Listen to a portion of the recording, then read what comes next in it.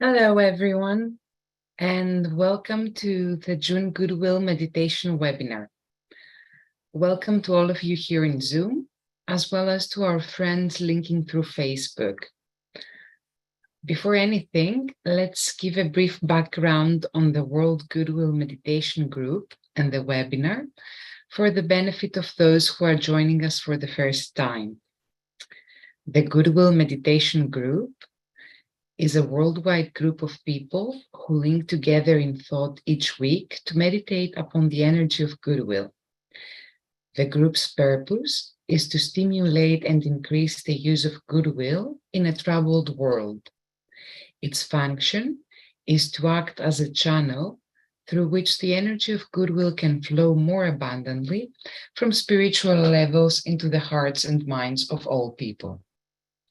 This group was established by World Goodwill in 1954 in response to the urgent need to mobilize the potent energy of goodwill at a time of world crisis. The group is composed of a wide range of people of various races and nationalities.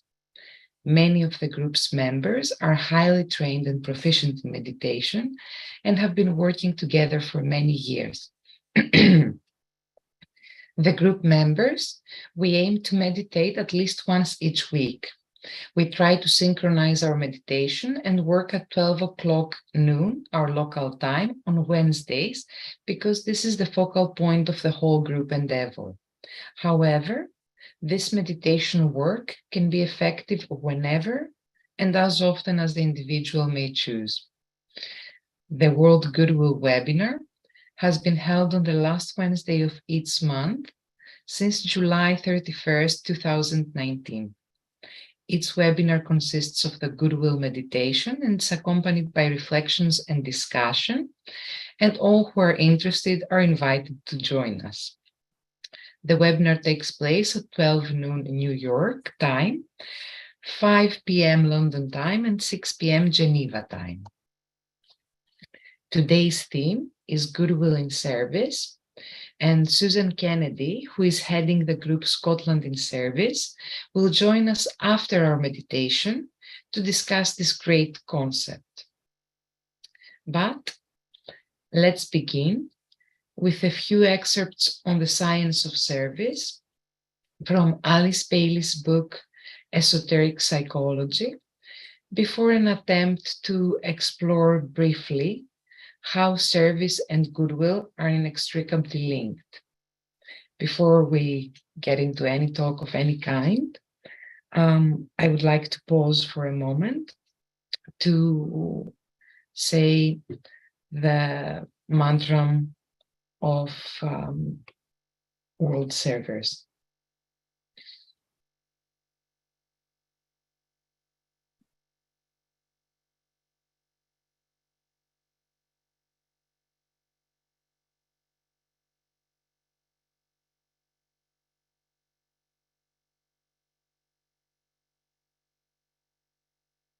May the power of the one life pour through the group of all true servers. May the love of the one soul characterize the lives of all who seek to aid the great ones. May we fulfill our part in the one work through self-forgetfulness, harmlessness, and right speech.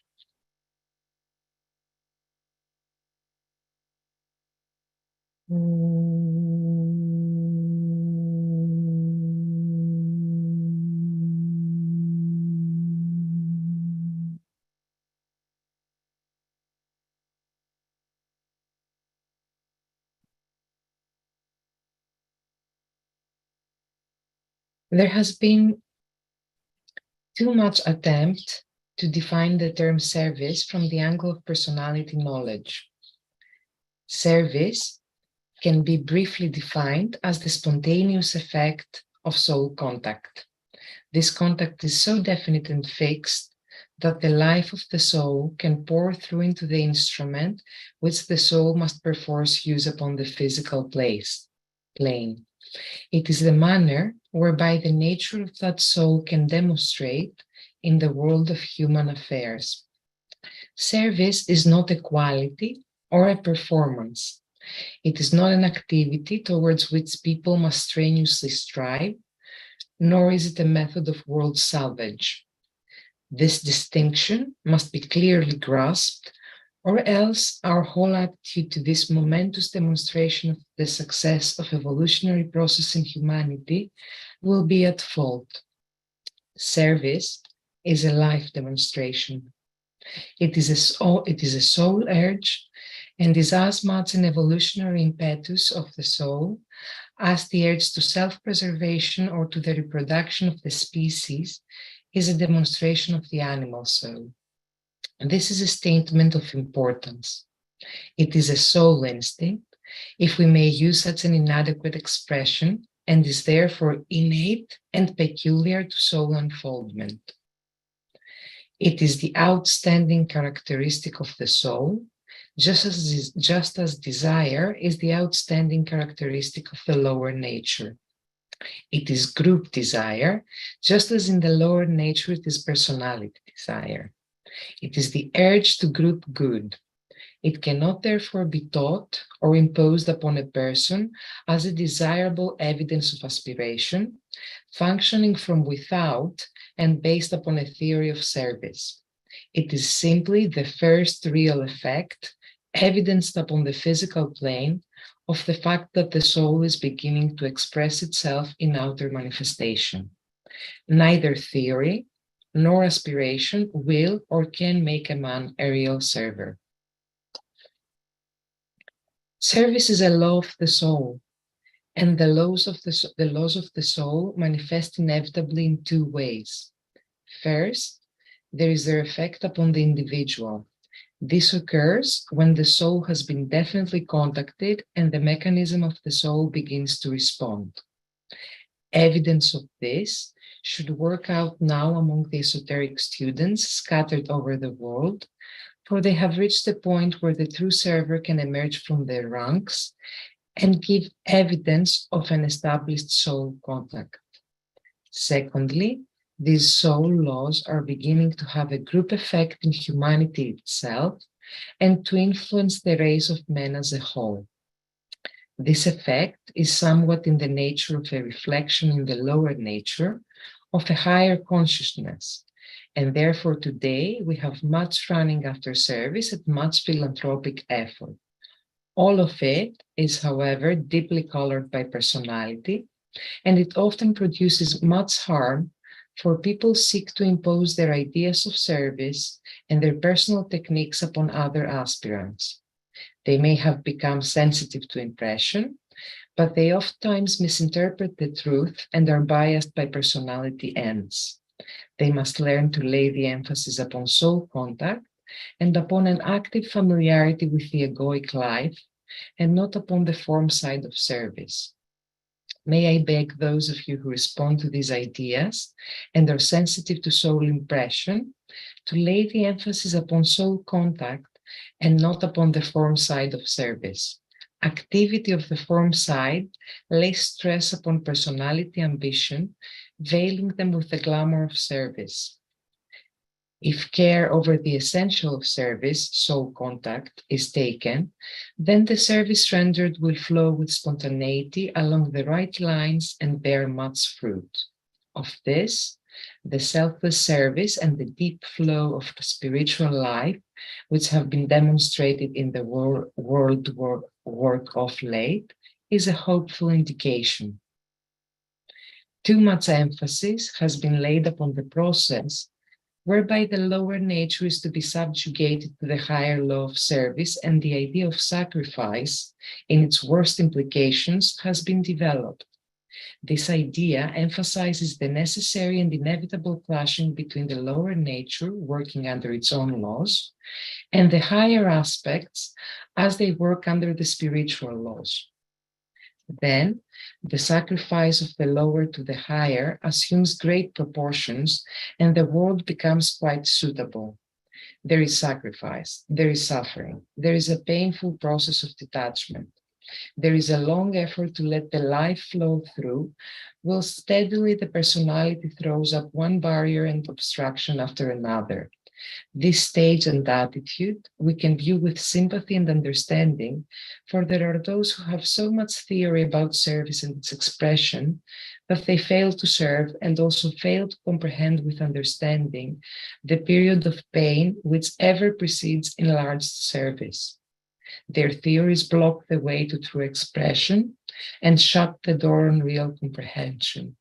The mind element is too active. When the personal lower self is subordinate to the higher rhythms and obedient to the new law of service, then the life of the soul will begin to flow through the man to others, and the effect in a man's immediate family and group will be to demonstrate a real understanding and a true helpfulness. As the flow of life becomes stronger through use, the effect will spread out from the small surrounding family group to the neighborhood. A wide range of contacts becomes possible until eventually the effect of the outpouring life may become nationwide and worldwide, but it will not be planned, nor will it be fought for as an end in itself. It will be a natural expression of the soul's life, taking form and direction according to a man's race and past life expression. It will be colored and ordered by environment conditions, by time, by period, by race and age. It will be a living flow and a spontaneous giving forth, and the life, power, and love demonstrated, being sent forth from soul levels, will have a potent, attractive force upon the group units with which the disciple may come in contact in the three worlds of soul expression. There are no other worlds wherein the soul may at this time thus express itself. Nothing can stop or arrest the potency of this life of natural, loving service, except in those cases wherein the personality gets in the way. Then service, as the teachers on the inner side of life understand it, gets distorted and altered into busyness. It becomes changed into ambition, into an effort to make others serve as we think service should be rendered, and into a love of power which hinders true service instead of into love of our fellow men. There is a point of danger in every life when the theory of service is grasped and the higher law is recognized. Then the imitative quality of the personality, its monkey nature, and the eagerness of a high-grade aspiration can easily mistake theory for reality, and the outer gestures of a life of service for the natural, spontaneous flow of soul life through its mechanism of expression.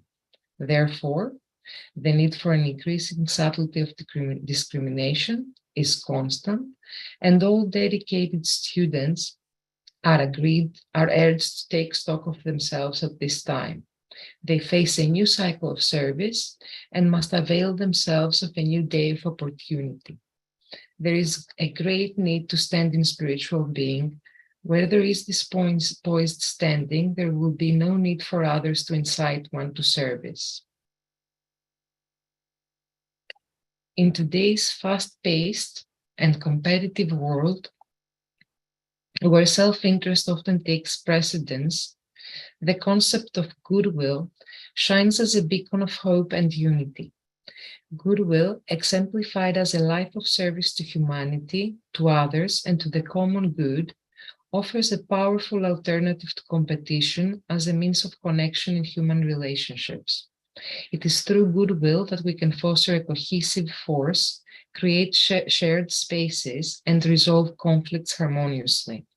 At its core, goodwill is a genuine and selfless urge to promote the well-being of others and contribute to the greater good.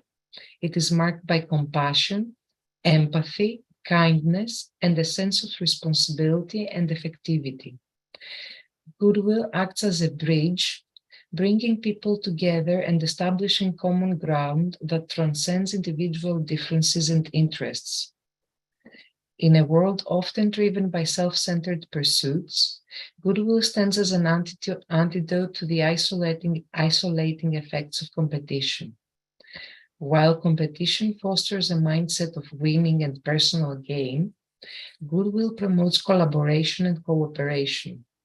It encourages individuals to work together, recognizing that true success lies in collective achievements and the betterment of society as a whole. One of the key aspects of goodwill is its ability to create shared spaces where conflicts can be resolved. Rather than approaching conflicts with hostility and adversarial attitudes, goodwill invites dialogue, empathy, and open-mindedness. It encourages individuals to listen to one another, to understand different perspectives, to serve one another, and to seek common ground for resolution. By fostering an environment of trust and understanding, goodwill provides a fertile ground for peaceful coexistence and constructive problem solving. Goodwill also plays a crucial role in promoting a life of service to humanity. When we embrace goodwill, we empower ourselves to make a positive impact on the lives of others. Goodwill inspires individuals to extend a helping hand to those in need, to advocate for social justice, and to promote equal opportunities. It is through acts of kindness and selflessness fueled by goodwill that we can uplift spirits, restore hope, and create a ripple effect of positive change in the world. Moreover, goodwill has a sustainable impact on individuals and communities. By dedicating ourselves to service with goodwill, we can contribute to long-lasting transformations.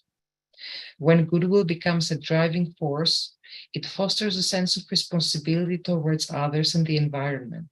It encourages us to embrace sustainable practices, to support initiatives that address societal challenges, and to work towards a more equitable and just world. In a society fueled by competition, it is crucial to recognize the immense value of goodwill as a means of connection and collaboration. By embracing goodwill, we can build inclusive societies that celebrate diversity, foster social harmony, and prioritize the common good over individual gain. The impact of goodwill extends beyond the present moment. It has the power to inspire and shape future generations. When individuals exemplify goodwill in their actions and interactions, they become role models for others to follow. Through their selfless service and dedication to the common good, they inspire a legacy of compassion, empathy, and collaboration. Future generations, guided by the spirit of goodwill, are more likely to build upon these foundations, perpetuating a society that values service to humanity and embraces the ideals of goodwill.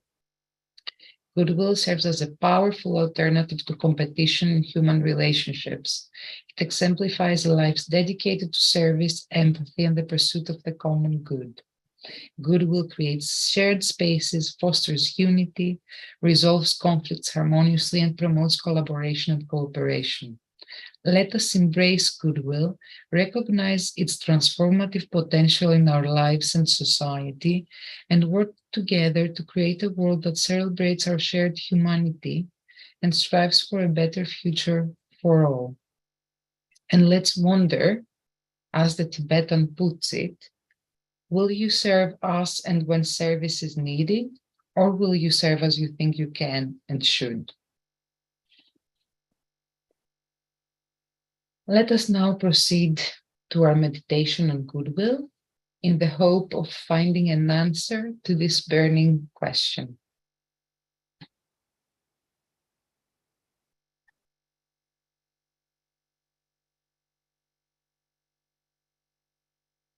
Let's find a comfortable position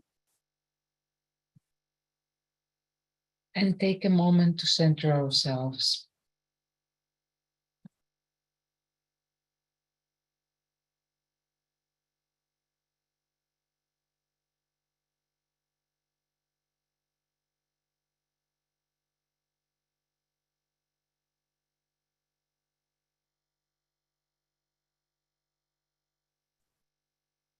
Link up in thought with all those people throughout the world who are working with this Goodwill Meditation Group.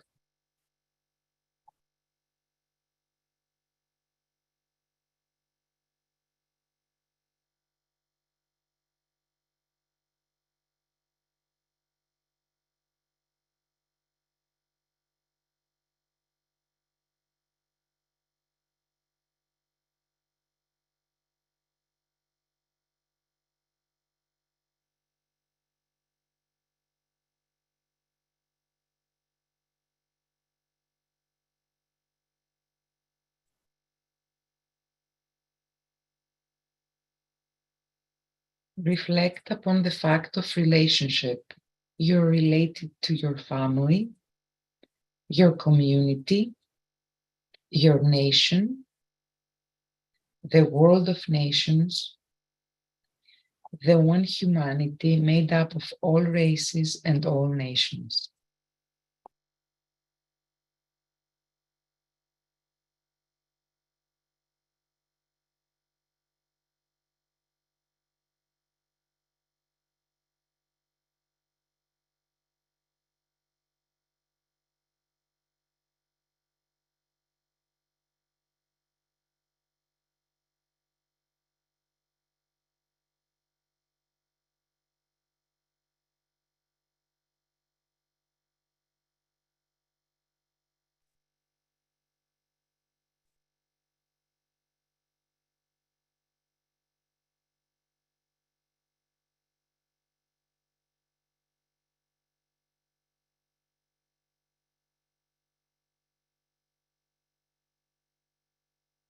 Let's say together the mantra of unification. The souls of all are one, and I am one with them. I seek to love, not hate. I seek to serve and not exact due service. I seek to heal, not hurt. Let pain bring due reward of light and love. Let the soul control the outer form and life and all events, and bring to light the love that underlies the happenings of time. Let vision come and insight. Let the future stand revealed. Let inner union demonstrate and outer cleavages be gone. Let love prevail. Let all people love.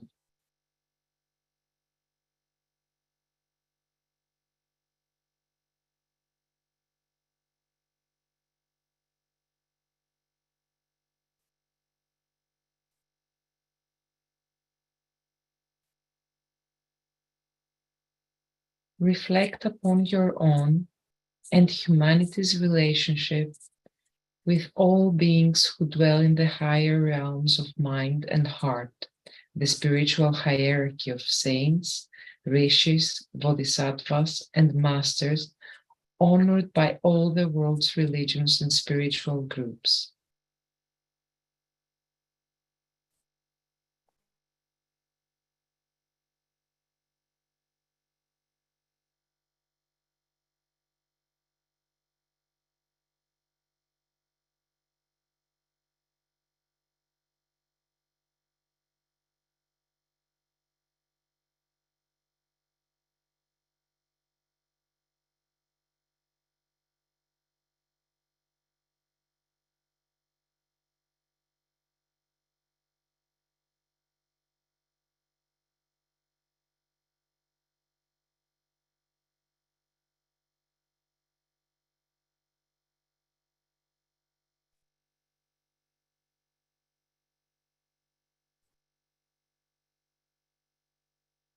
Imagine that you are standing together within the center of the spiritual hierarchy, immersed in the consciousness of the heart of love.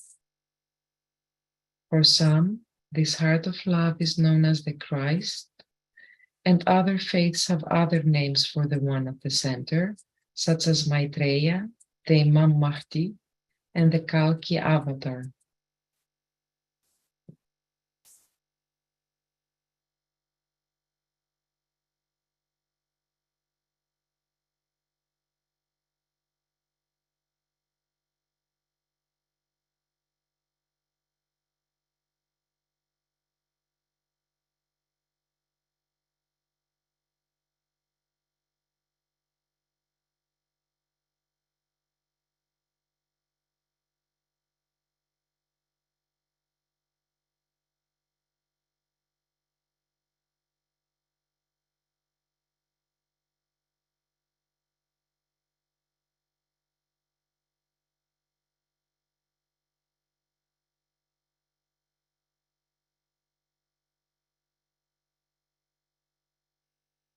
Maintaining that high point of contact, let your thoughts reach out to include all members of the human family in whom the energy of goodwill is active.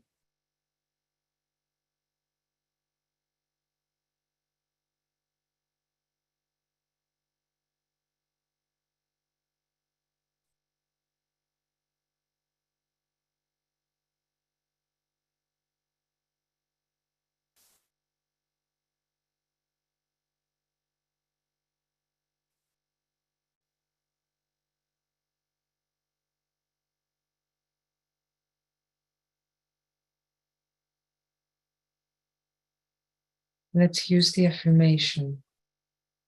In the center of all love, I stand. From that center, I, the soul, will outward move. From that center, I, the one who serves, will work. May the love of the divine self be shed abroad in my heart, through my group, and throughout the world.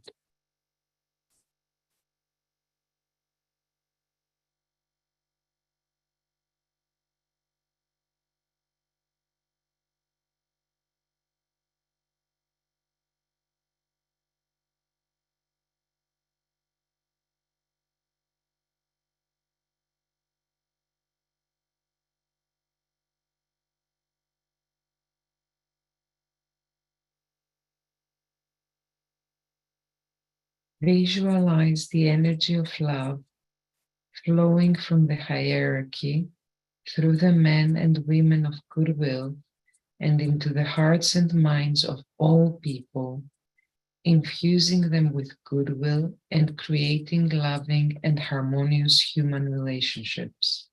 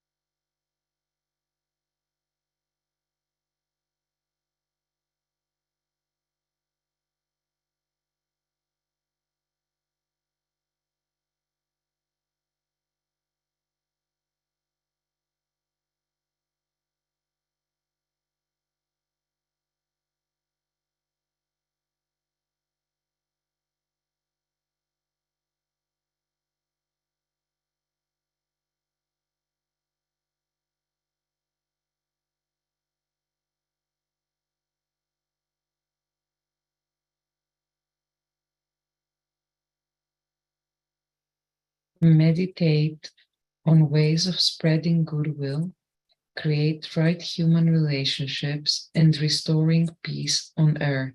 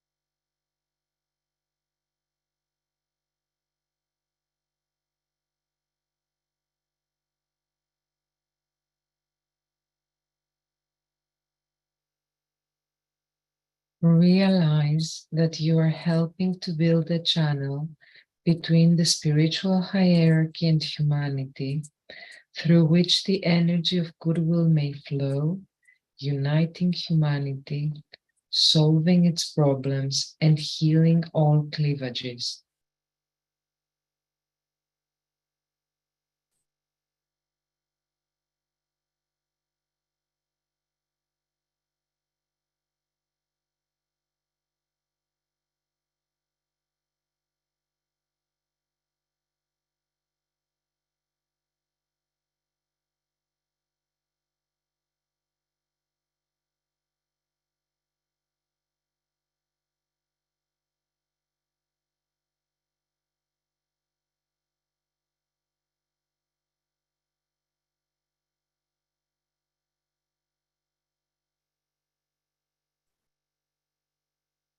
Linked in thought with men and women of goodwill all over the world, say the great invocation. Say it with deliberation and full commitment to its meaning, knowing that you're radiating its potent energies to humanity.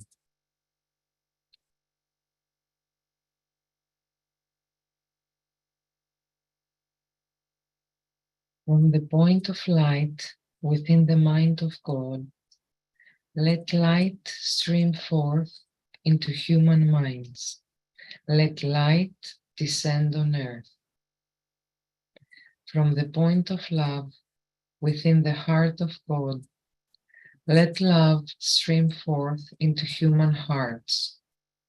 May the coming one return to earth. From the center, where the will of God is known, let purpose guide all little human wills, the purpose which the masters know and serve. From the center, which we call the human race, let the plan of love and light work out, and may it seal the door where evil dwells. Let light and love and power restore the plan on earth.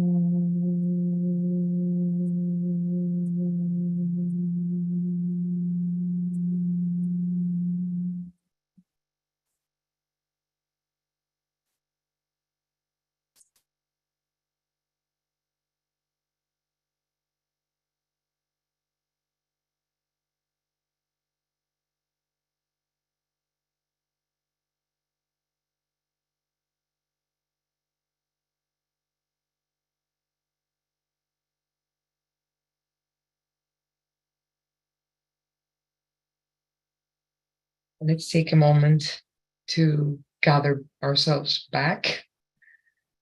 And I would like to invite Susan Kennedy to join us. So Susan, if you could switch on your camera and your microphone, welcome. Can you hear me okay? Yep, that's fine. We can hear you fine, we can see you fine. Thank you so much for agreeing to be here with us today. Susan is heading one of a group called Scotland in Service, which is associated with the work of World Goodwill as a unit of service.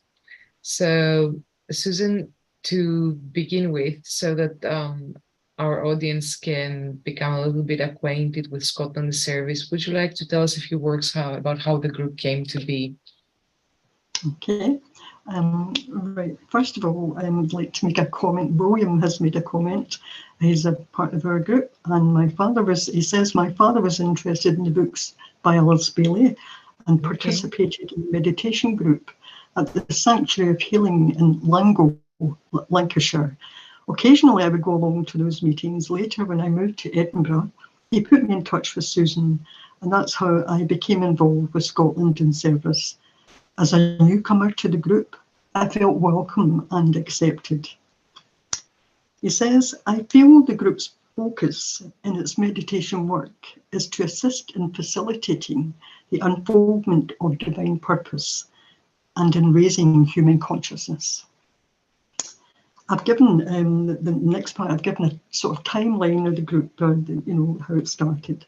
The first person to start the group in Scotland was born in London, and she was staying in the Highlands of Scotland while living in a caravan with her husband and son. A notice was placed in the caravan window displaying the next meditation meeting, offering a cordial invitation to the local population. Being in the Highlands, she said, it took some courage to do this. She eventually moved to Edinburgh and started the Edinburgh Unit of Service. I used to travel through to Edinburgh from Glasgow to participate in the early 1990s. Dominic Dibble was also an active member until London invited him to join the staff in Lucius Trust. Then Angela Mayer moved to Jedburgh, bringing the Edinburgh group to a close. Around the time of the new Group of World Service Week 2012, the Lucius Trust were invited to Edinburgh to give a presentation talk by the Theosophy Society of Scotland. A meeting for the public was also held in Edinburgh University. After they returned to London, I had an idea to start a new group in Edinburgh. When I contacted London, I was surprised to hear the staff had held a meditation with the idea of a group in Edinburgh being formed. Sarah McKechnie, then president of the Lucius Trust, sent me a letter of encouragement and advice for starting a new group. Although this group only lasted for a few years, it proved a good learning experience. Later, I decided I would wait until someone else would start a group in Edinburgh. But this someone else did not appear, and I realised I needed to start another group when Sheila from the Sanctuary of Healing, who worked alongside William's father, contacted me to let me know about a couple who recently attended the full moon meditation meeting in the Sanctuary of Healing, who stayed in the Scottish borders. John and Burgess and I arranged to meet up and decided to start a new group in Edinburgh. During this time, William joined us.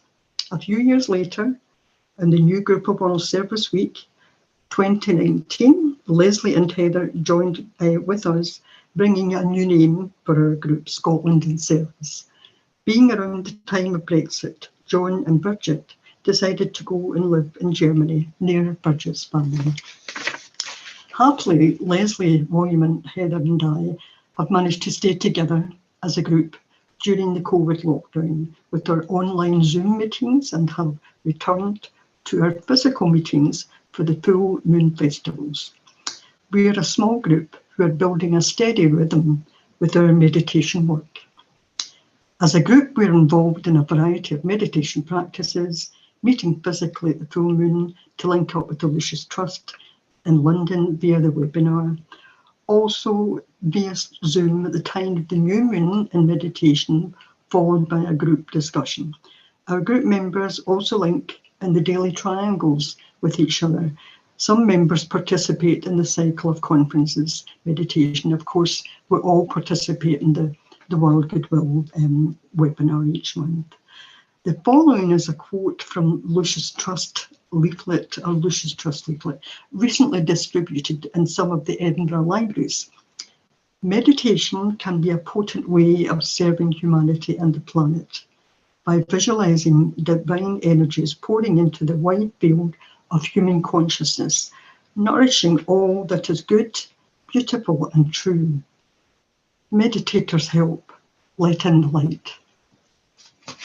That's me, Angela. Sorry, it's a bit long. But... Thank you for giving us this like lovely historical background. And I think it's very important to actually name names sometimes, because of course we are selfless. We should be selfless in service, but I think it's important to pay homage to the people who actually helped some things be. So how was your work? How was the group's work received by the public, the environment? Because you are active in a specific place, and Yeah. we know it's very location specific how meditation groups or groups attempting to spread esoteric values are received. So what was your experience with Scotland and surgery? Okay. During the last Mind, Body and Soul exhibition, which we did pre-COVID, was held in February 2020, which was just a month before the lockdown. A man visited our stand. He immediately started to lift different leaflets and various pieces of literature. He seemed focused and familiar with the information laid out in front of him. I waited to answer any questions he may have. There were no questions as he left as quietly as he arrived with the leaflets and various literature he had chosen. Although I cannot be certain, I felt we had provided a service to this individual and the people he is connected with. So, sorry, Evangela. Generally, sorry. It's okay. Take your time. I mean, pace yourself. We're not hard. I'm talking too quick. Please let me know. Generally, the public responds positively to our stand. On either side of the stand, we had placed two large posters displayed on two easels, one for triangles and the other one for World Goodwill. Leslie and I were in agreement this display seemed to be effective, catching people's eyes and drawing people closer to our display. During a period when I was in between groups, I decided to book a stand at a Mind, Body and Soul exhibition in the beautiful Glasgow Concert Hall. Of course, I was on my own, but not alone because people were so warm and friendly, and I had a lovely time. A group of nurses from the local Glasgow Royal Infirmary visited the stand and said, "Thank you for bringing this." And she held out her hands, and there was a group of about 4 nurses. It was clear that they were familiar with the contents of the stand. It was a heartwarming experience. We are providing a service raising people's consciousness about the power of goodwill and the presence of the new Goodwill World Service, whose wonderful work is helping to change the world and creating right human relations. There is a plan for humanity. We are not alone. It's quite moving, I guess, when you see people responding to this kind of material and expressing interest and asking questions. We often get visitors in the headquarters in London, and it's always a happy occasion when that happens, because despite the very potent esoteric connection, the subjective connection in the group, sometimes when you're immersed in the work, you may feel as isolated in the external reality of things. So it's very encouraging and heartwarming when people actually come and say, "Oh, this is interesting. This is helpful, isn't it?" It's very important. So because this is quite, Scotland Service has been around for quite a while. How do you think it has impacted the community, and how do you think a unit of service generally benefits the community? Because I mean, that's the point, isn't it?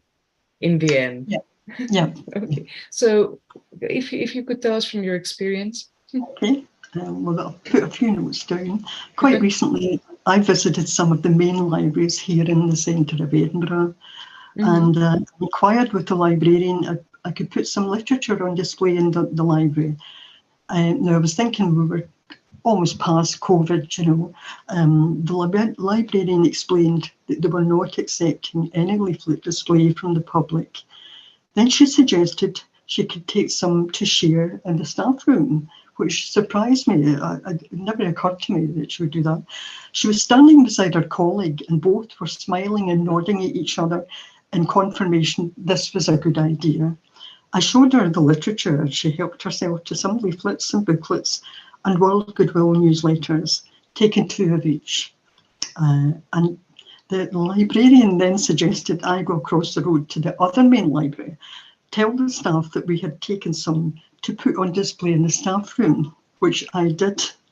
The librarian in the National Library also looked through the literature and took 2 of each for the staff room. The staff were friendly and helpful and a pleasure to me. A few weeks later, I called into some local libraries nearby where I stay in Edinburgh. When I approached the main desk, I explained I was visiting, and he surprised me by saying that I could put some literature on the display in the library. So he took a variety of leaflets and booklets and the Great Invocation bookmarks. I received the same helpful and friendly response in the other libraries, with one librarian inviting me to choose a space on the display table for literature. I felt so thankful for this positive response. Just a lovely experience. Heather has approached her local bookshop and realised that she could order the externalisation of the hierarchy and the ways and initiations direct from the shop, which was a surprise. She then approached the shop staff to inquire about displaying some leaflets, creating an opportunity for widening access to the ageless wisdom. That's great. It's great to see there's still interest in this material, even in hard copy, now that we are so much online. Thank you for sharing that with us. What are your future plans with Scotland in Service? I mean, I know that you have started this initiative to make the Alice Bailey material more widely available, especially the World Goodwill one, more widely available in public libraries. But do you have any other plans for it? And also, this is something that I've always wondered. Are you in contact with any other units of service? I mean, do you?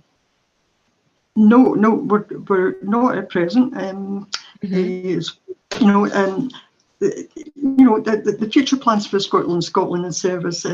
Leslie said that the initiative to place leaflets alongside contact information about Scotland in Service in the Edinburgh libraries may draw a positive community response.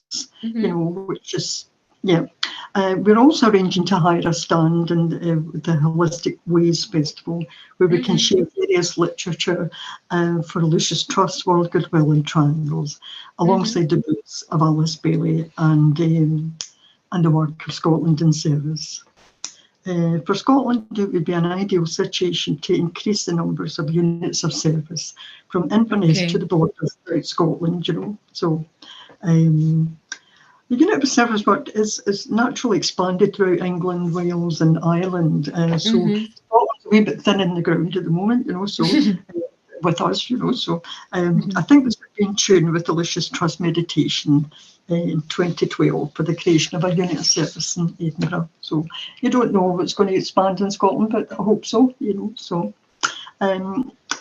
as far as the other get contact with the other units of service, I think contacting the other units of service could be constructive and positive, because we could gain new ideas which we could adopt and put into practice. Also, it just would be a good idea. I think it would be a good idea, but it's something that's really not occurred to me, because I normally wait until something plucks itself in front of me before anything, So, but I think it would help to expand the work and letting in the light. Well, the reason I was thinking, and I asked you that, is because one of the laws of telepathy is strength in numbers. And one of the reasons that the World Goodwill Group was put together, was established, is to bring in contact people of goodwill. And with the units of service, there's already a structure there.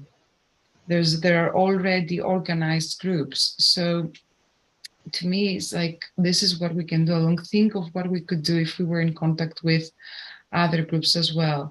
And also to perhaps like feel that, have that feeling of collegiality, of cooperation, that you are in this with other people. And maybe check ourselves, check each other. Because that's also useful.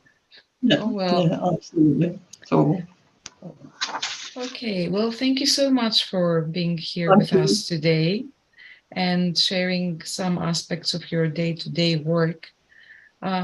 Because we often get too involved in the abstract and higher aspects of our work and forget that there is a day-to-day routine and that we have to strive and implement in this day-to-day routine. So just like thank you for sharing these aspects of Okay.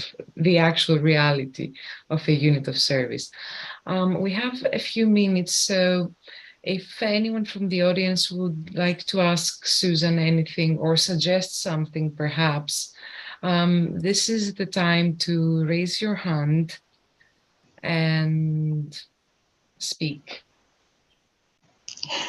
We'll give them a few minutes because sometimes, it takes a few minutes for people to gather their courage. So, there we go. So, Santana Star, would you like to unmute yourself, please? Yes, can Hello. you hear me, Evangelia? Yes, we can hear you. Hi. Hello. Listen, thank you so much, Evangelia and Susan, for your great presentation. I first came across the Bailey book, White Magic in the Highlands of Scotland at Findhorn. But anyway, I had an idea. Most units of service are registered with Lucius Trust. Why can Lucius Trust not put an online list of where they are? And then people could find out, where they are and what they do. There already and then is people one. Find out. Oh, there is. Okay. There is. Okay. I didn't know that. Yeah. Well, it's like you're mistaking us for less organized than we are. Yeah. we have one already. Where can you find it? I'm looking for the link right now to share. There we go. It's on our website and you can find it. Oh, there we go. Michael has just shared it. You can see it in the chat. It's the Global Network. Global Network. And one of the reasons it's there is so that people can find the units of service and perhaps units of service can find each other. But, thank you for creating the opportunity for us to share that. Yeah, well, I know about it. Yeah. Thank you. Actually. Thank you, Santana Star. Thank you. That's mainly what I wanted to say. Thank you, Santana. Thank you for your comments. That's really lovely. Thank you. And there is Verena Davis. So would you like to unmute yourself, please? Verena Davis, hello. Can you unmute yourself, please? You can unmute yourself from the lower left-hand side corner of your screen. There's a microphone icon. And if you click on that, you can unmute yourself. Verena may have changed her mind. Okay, so if there isn't anyone else who wants to say something, I think this is a good point to... Oh, there is someone else who wants to say something. Okay, so Sam Phoenix Tolliman.